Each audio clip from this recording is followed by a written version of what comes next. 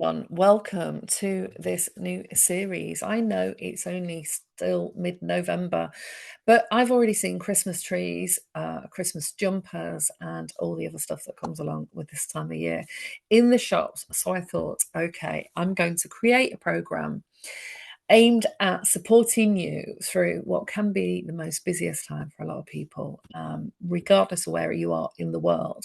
So, welcome to Grounded Holidays, your December Wellbeing series. And I'm Mel Gabby, and I'm bridging psychology and spirituality and a mental health and wellbeing specialist.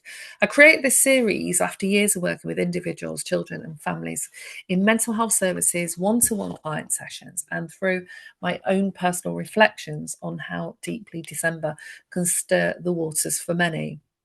So I thought, well, if the shops are starting early, maybe I need to help you also get your game plan ready and start early. So do make sure you watch the introduction because I introduce you to the idea of mindset, how the brain works a little bit, and why we need a game plan.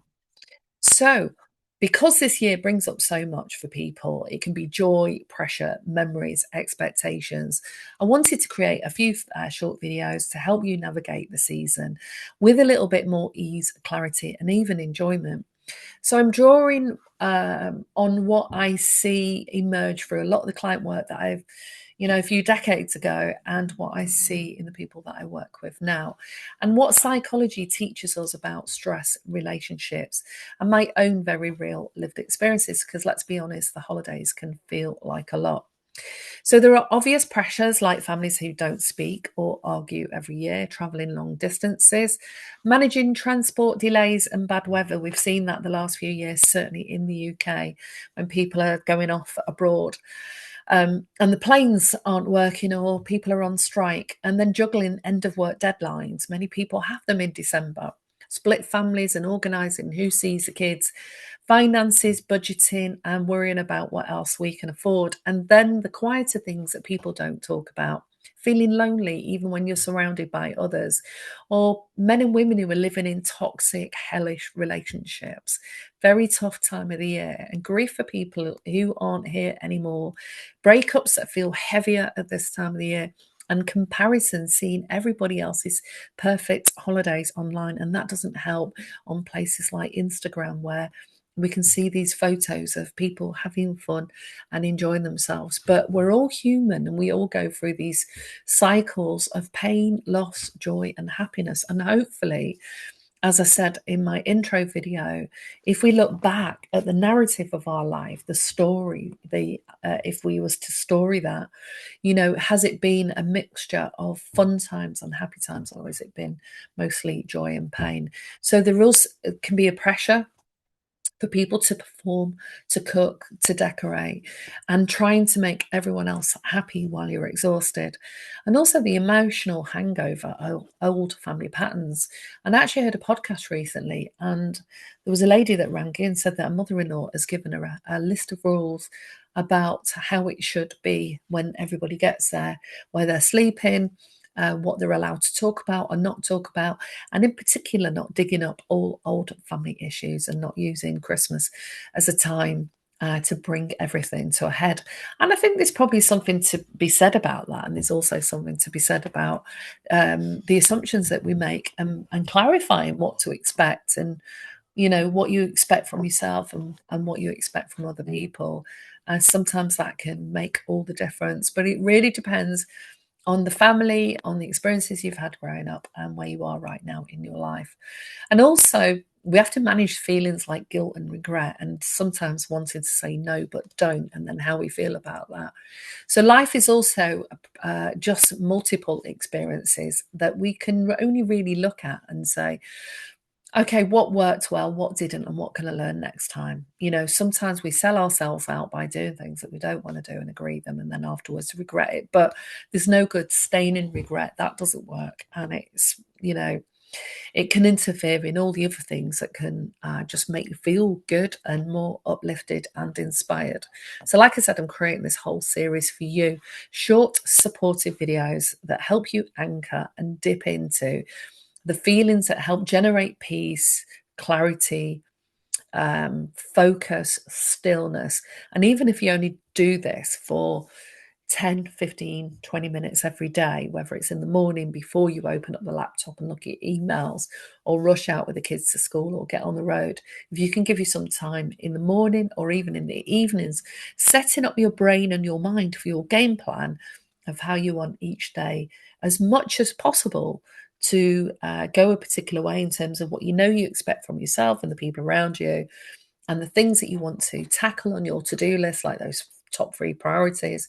Anything else that you need to put into your game plan, as I showed you in the introduction, you draw a line of 1 to the end of December, or even the 7th of January, see it as one whole space of time, and start populating that with the things that you already know are going to come up. So if you're going to travel, you've got to sort out the tickets, you've got to sort out what you're going to wear. If you're going to have people over, start thinking about what it is that you want to have and what you're involved with, work parties, seeing more family, and then your game plan for how you're going to manage any of the more crunch points, the difficult moments that everybody comes into contact with, so that we don't end up getting burnt out and feel bad, or feel like we're spilling out, or trying to keep control of everything and then driving everyone else crazy around us. So I'm going to cover all these different topics in December, so do tune in. There may be a couple related to families and parents. So if you haven't got children, I'm going to make some videos that are in particular for single people and for couples navigating the whole landscape of those kind of conversations that can come up at this time of the year as well. And also maybe thinking about how the family can use entertainment and games, that people, if unless you're all really competitive and you'll start arguing about it, to get people beyond the kind of what can feel like superficial questions we're all bombarded with about family and how's work going and how's the kids, how's university, have you finished X, Y, and Z? Because for some people that can really make them feel like they're on the spot and the target of whatever criticism could come in their direction, or they struggle to share their joys in what's going well. So all of those different aspects around the dynamics, joy, mental health, simplifying the holidays is the key here. So regardless of how it's always been, get your game plan ready, okay? So think of this as your calm space, your grounding space throughout December and beyond, because what I'm talking about as tools and things to consider for December applies really to the rest of the year. It's just that at certain times of the year, things magnify because there's more to do. So when our time is pinched and we're having to exert more energy and think about things we don't normally have to think about for the rest of the year, then that will start to magnify any of the deeper things that we have going on. And then we've got to manage that. Okay, so we'll have the emotional and relation stressors, the personal and internal stressors, feeling like you're failing if you're not happy, or if you've not done something that other people see. I was reading a post on, I think it was Instagram last night, and there was a lot of people who are posting that they feel like they failed because they're 50 and they're renting and they're not doing anything else. I mean, being able to pay for a house, pay for the bills, and have somewhere warm to stay, for me, is actually success.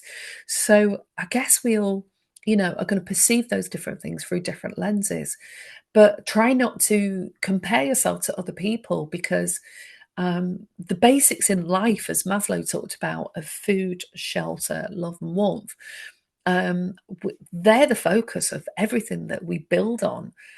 So we've got to get some of those things right, but staying in this state of what's not working and where you think you felt is certainly not going to be useful or helpful. So you need to kick that to the curb, pretty much. Things are where they are, that's a reality. And how can we focus on, even in December, of what you want to experience more of? So I love Christmas markets. I like the specialty cheeses. I like all the lights. I like the vibe that I get in some of them. Sometimes after dark, I don't like them so well.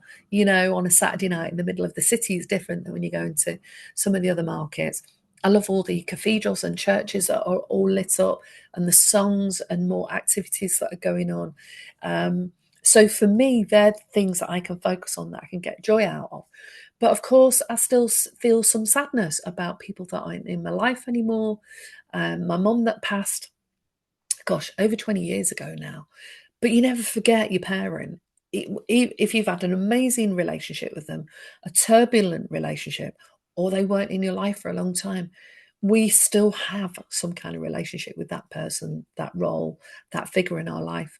And even though, because I moved down south from the north, Manchester, gosh, well over 35 years ago. And so I used to go up a lot during the year, but I sort of spread Christmas in different ways. And because my husband's family were from India, we celebrated Diwali, so that was significant and the highlight of the year for them. And then we'd celebrate Christmas sometimes with my family.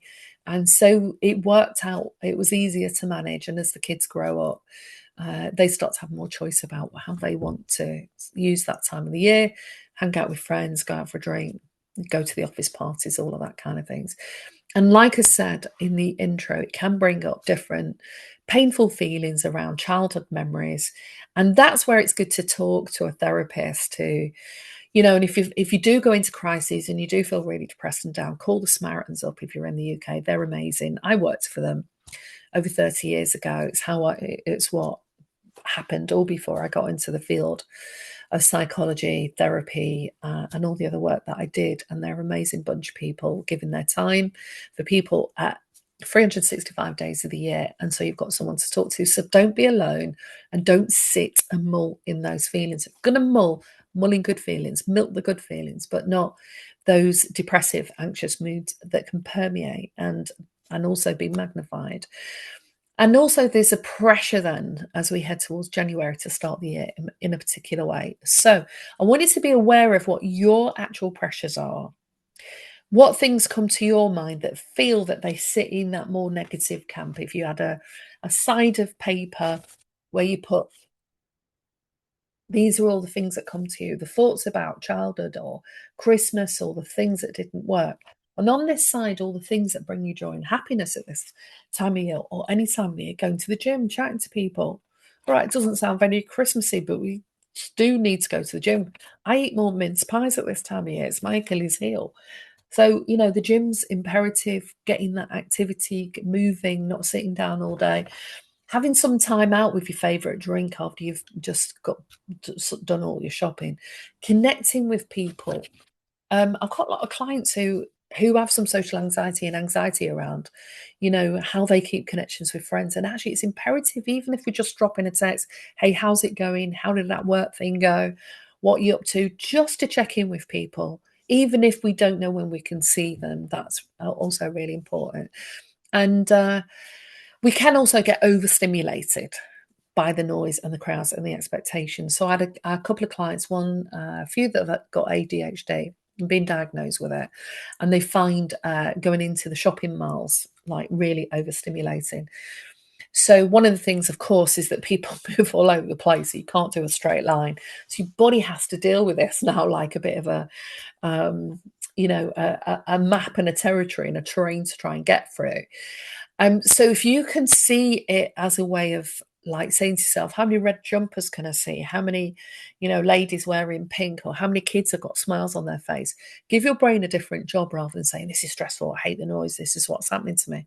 And then when it gets a bit overwhelming, have some time out and sit. And I go in coffee shops, but at certain times of the day, the coffee shops are really noisy. So I take my headphones in, play some trance music, have some coffee. And I like being part of the crowd in a way, but I don't always like the noise, especially in some places it's amplified. So be aware of how things affect you and what your plan to navigate all of that is. So maybe you don't always go shopping on a Saturday and Sunday. Maybe take some time off on a Monday or a Tuesday. I went in the shops yesterday, it was Monday, and it was incredibly quiet. I did loads and there was hardly any crowds, and it wasn't exhausting even though I was out there for a few hours. And then think about what you feel about hosting and socializing, and don't over amplify it. Keep things simple. Ask friends to bring a bottle, ask friends to bring a dish. Ask them to give them a list of the kind of key things that you need. Invite each other to each other's houses, and don't be overcaught with how it needs to look and how tidy it should be and whether you've got the perfect tree. These are the things that trip us up and place so many pressures on us. So when you've got your list, you want the things that go through your mind and feelings. What are the thoughts? What are the feelings? The negative. You want the ones that make you feel good. What are positive? What feel good? I like going to the markets, getting on the bus, listening to the choir, going to the church, helping out at the local charity or shelter, going through my wardrobe and seeing what thick jackets are there. It's freezing cold. How can we help people that haven't got big coats that they need for this time of the year? What about women and who are in shelters? Maybe we've got some toys that we can get rid of, but send them to the shelters for kids for Christmas presents. What can we do that makes us feel good? Because we know in the research that when we do things that help other people, that certainly does have an impact on how we feel.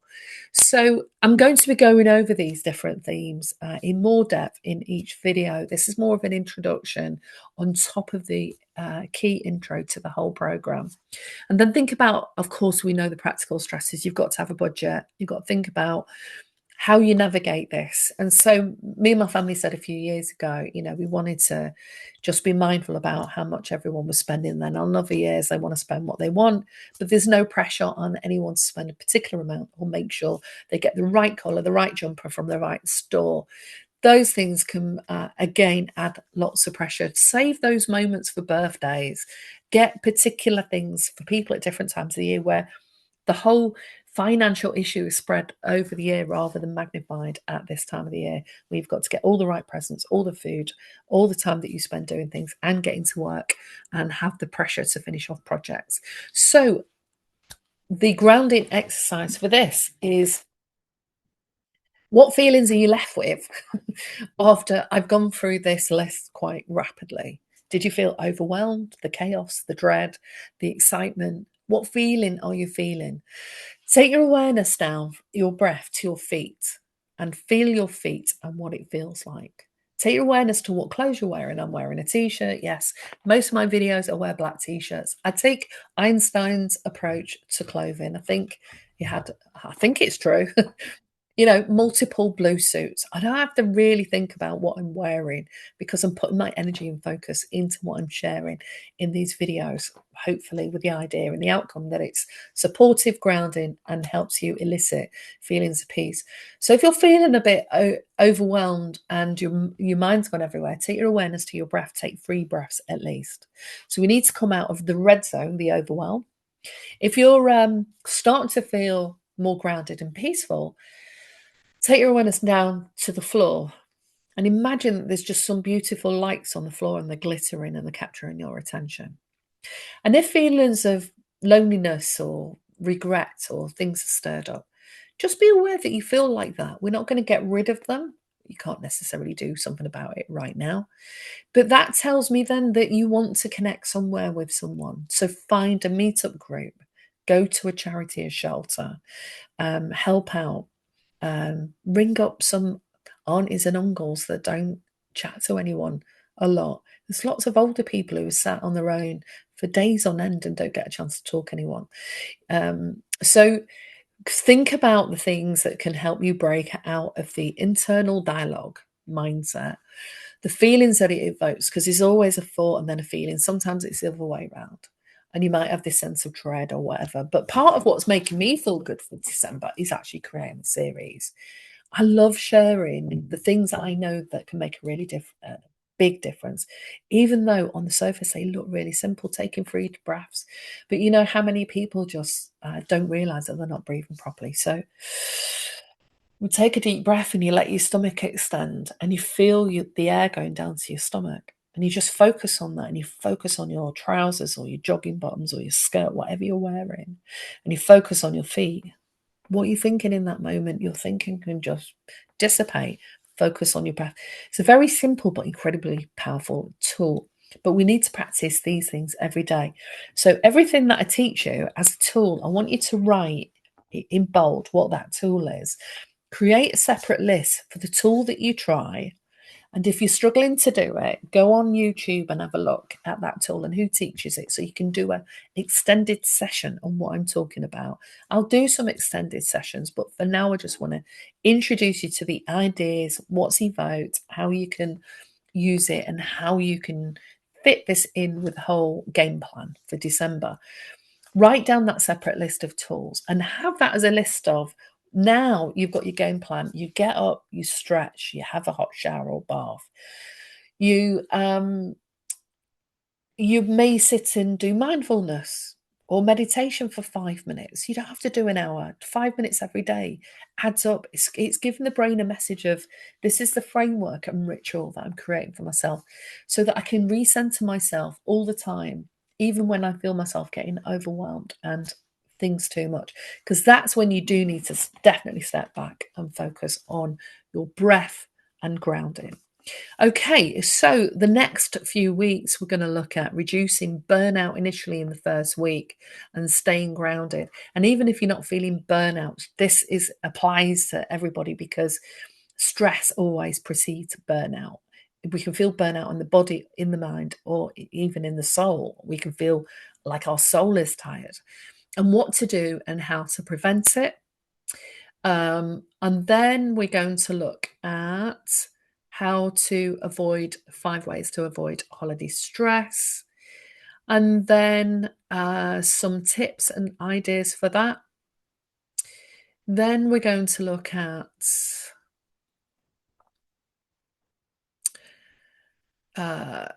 morning mindset boosts and so on. Okay, so how to start your day grounded, your mindset, rituals, creating calm, even when the kids are running around screaming. And then how can you enjoy the energy of the kids if you've got them around you and have some fun with them? And join in when they're painting or drawing and bring out your own inner child and enjoy the things you do. So like and subscribe to my video, press the bell, and so you get reminders, and set yourself a goal for a grounded, happy season. We're in the season of moving out of autumn into winter, unless you're somewhere else in the world and it's very sunny. Then I'm fairly envious because it's very cold here. All right, so I look forward to hearing from you more.